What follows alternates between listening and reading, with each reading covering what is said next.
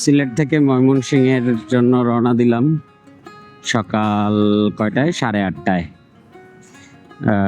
8:30 না, সরি, 9টা 9:30টার দিকে। এখন বাজে 10টা 43।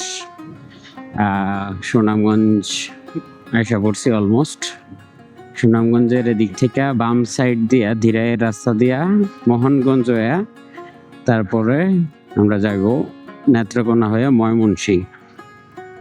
সো অ্যাভেঞ্জার নিয়ে এই ফার্স্ট সিলেট বিভাগের বাইরে বেরোনোর একটা পায়তারা চলতেছে। দেখি হাউ ফার, আল্লাহ যদি রাস্তা সহায় হন তাইলে তো সুন্দরভাবে যাইতে পারবো।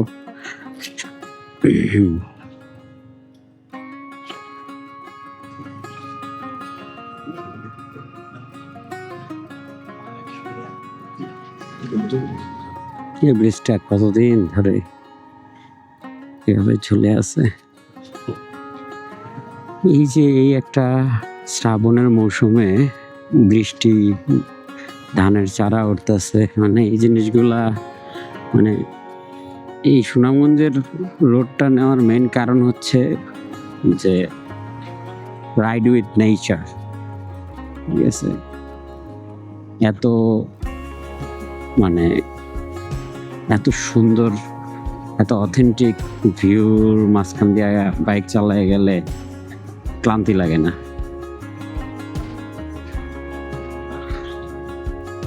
আমরা ফার্স্টে চাইছিলাম যে এই যে সুনামগঞ্জ হয়ে নীলাদ্রি হয়ে টেকের ঘাট, যে মানে জাদুঘাটা হয়ে আর কি জাদুঘাটার যে পাহাড় আছে ওই পাহাড়টা থেকে নাইমা পাহাড়ের সাইডে সাইডে ইন্ডিয়ার বর্ডারের সাইডে সাইডে একটা রাস্তা আছে, নীলাদ্রি হয়ে ওই দিক দিয়ে একবারে কমলাকান্দা হয়ে তারপর ময়মনসিংহ যাব।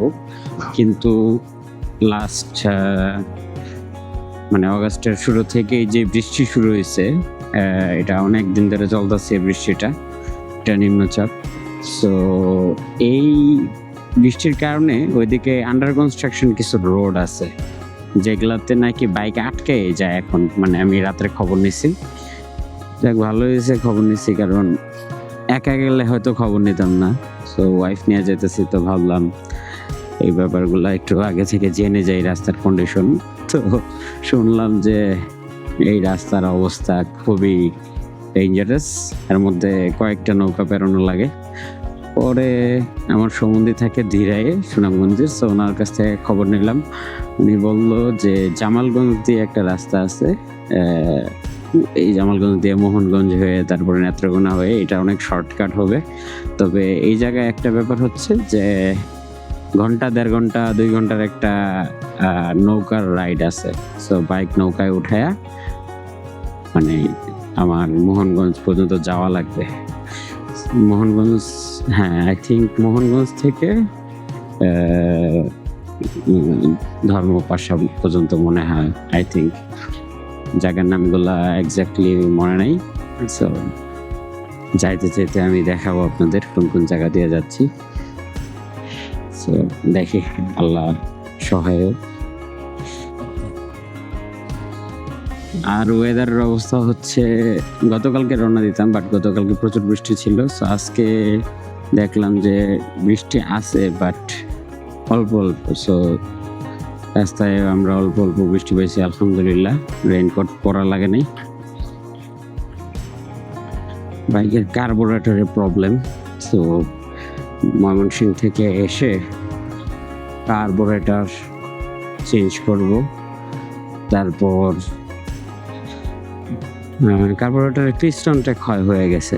দ্যাটস মিন বাইক কেনার পর থেকে এখন পর্যন্ত পরে দেওয়া ভালো একটা ধকল গেছে। তবে আমি তেল খারাপ এই কারণে টাঙ্কি পরিষ্কার করে দিতেছিলাম, এরপরে বলছিলাম যে ওই মেকার বলছিল যে কার্বোরেটরটাও ক্লিন করে ফেললে বেটার। সো ওই কার্বোরেটর ক্লিন করানোর পর থেকে যত ধরনের ঝামেলা শুরু হয়েছে বাইকে, ঠিক আছে। মানে ক্লিন করতে যে কার্বোরেটরের যে সিলিন্ডার আছে, সিলিন্ডারের পলিমার উপরে যে একটা প্রলেপ থেকে ওইটা মনে হয় সে নষ্ট করে বলছে। So এখন ভিতরে সিলিন্ডারটা ভালোভাবে খেলে না, তো সেজন্য এখন ফুল কার্বোরেটরটাই চেঞ্জ করে ফেলবো, সাথে ক্লাচ অ্যাসেম্বলি আর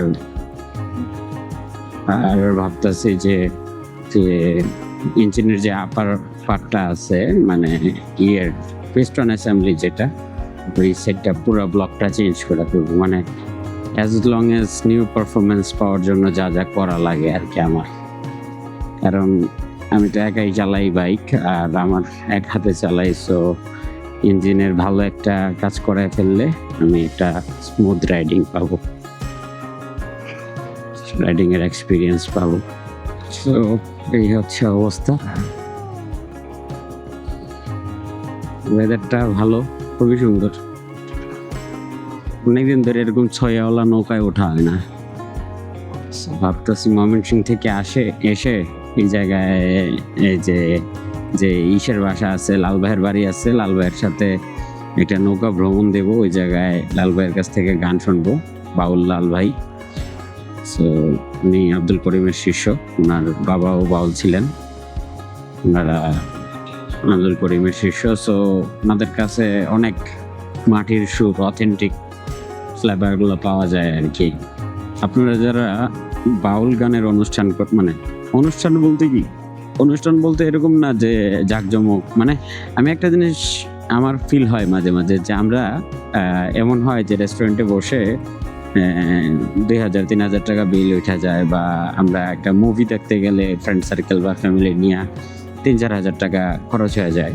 সো সেই জায়গায় আমরা যদি আমাদের এই কালচারাল মিউজিকগুলারে, যেমন বাউল গান আছে, সো এই বাউলদের যদি আমরা ইনভাইট করি, তারা আমি যতটুকু দেখলাম অত গ্রিডি না। লাইক তাদের এমনও হয়েছে যে আমার গান শুনতে মন চাইছে, আমি তাদের ডাকছি, পরে মানে জাস্ট একজন যদি একতারা দিয়া বা দুতারা দিয়া গান গায়, তাহলে তার পারিশ্রমিক হিসাবে তো আর আপনি কত টাকায় দিতে পারবেন। লাইক একটা মানুষ একদিনে কত টাকা ইনকাম ওয়েজেস হলে বেটার হয় আপনার সামর্থ্য অনুযায়ী। লাইক আমার যে সামর্থ্য আছে এই সামর্থ্য অনুযায়ী হয়তো আমি 1,000, 2,000, 500 যেই সময় তত থাকে পকেটে, যত মন চায় আমি দেই। তারা কোনো সময়ই আর কি কমপ্লেইন করে না, হাসি মুখে তারা গ্রহণ করে। সো এই যে টাকা দেওয়াটা বড় কথা না, বড় কথা হলে আমি হয়তো ইউটিউবে শুনতে পারি একটা জিনিস, কিন্তু এই যে একটা বাউলের কাছ থেকে তার লেখা গান, তার ওস্তাদের গান,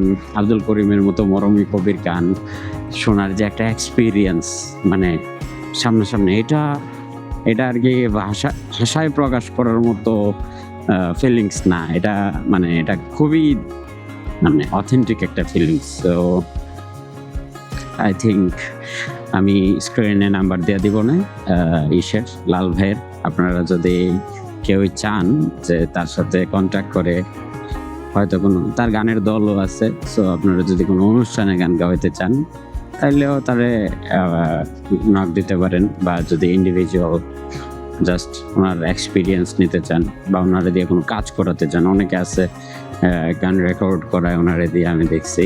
সো এগুলোও করে দিতে পারেন। মানে এখন বর্তমানের যে অবস্থা, যে টিকটকার বা ভাইরাল কন্টেন্ট ক্রিয়েটাররা যে পরিমাণ আর্ন করে, একজন গুণী শিল্পীও কিন্তু এর ধারে কাছে আর্ন করতে পারে না, যারা আর কি রোরালে থাকে। তো এটা খুব প্যাথেটিক। এই যে সুনামগঞ্জ, আমরা ধীরে রাস্তায় ঢুকে যাবো বামে।